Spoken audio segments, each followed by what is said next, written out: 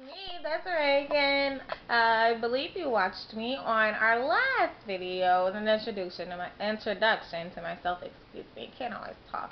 But yes, now I want to tell you about an experience I had.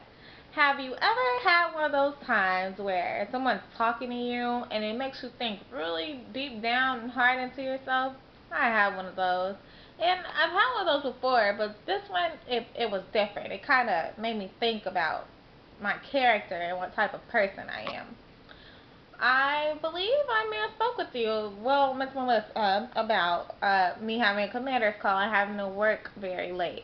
I'm not sure if I told you. I think I did. But anyway, we had to go downstairs around 4 o'clock and meet up in the B2 room, which is our big meeting room where we discuss things with our higher ups. And we had Colonel Malloy, who conducted the whole meeting. It was his commander's call because he is the commander. So, at first we started off, he congratulated many of the airmen who have done outstanding jobs with leadership or integrity or even, I can't get it out. I'm stuck. Please forgive me. Volunteering. I'm sorry. With volunteering. A lot of people do not volunteer unless they want something out of it. And this commander's call had a lot to do with character and making ourselves better. And it kind of touched me. It made me think about myself a lot. He first off wanted to start off by saying how our clinic did not have a good reputation, how a lot of us represented ourselves. And he said, you know what? It's not that you all are not doing a good job and not doing your job. It's the perception of it. And I'm thinking, okay, perception. He's like, instead of you saying no, say yes. Say yes to everything. If the answer is no, say yes, but. You get where I'm going at? You have to be positive and put a smile on your face at all times and not let things frustrate you too easily. And the days will go go by a lot smoother. Not necessarily faster. You don't want to rush the day away, but it'll make it go by a lot better. So he had that, had a screaming yes. He's a very automated man as far as animated. That's the wrong word. Automated is the wrong word. Animated man. He likes to act out everything. And the deep part of it is when he started talking about everybody doing their best. Now, when you think about it, do you always do your best? I thought I always did my best until he started saying all the things he was saying. He made us all stand up, so we all stood up, and he made us sit back down. So we all sat back down. He said, stand up as fast as you can.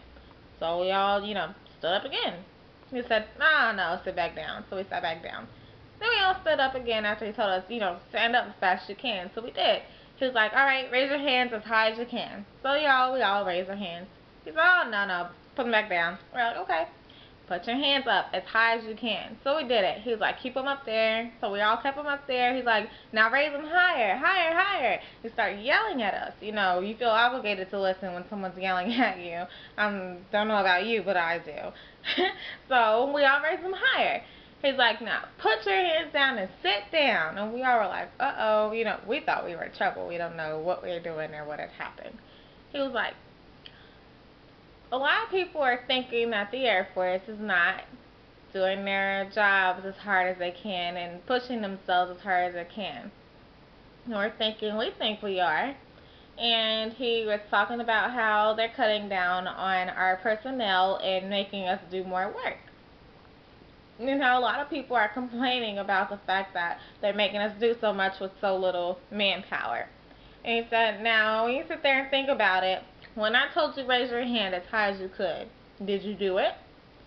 And we're all thinking, well, I guess not. He said, exactly. When I pushed you and yelled at you to raise your hands as high as you can, I had some people standing in their chairs and reaching through the ceiling because I was pushing them. Had you not been pushed, you would not have raised your hands as hard as you can.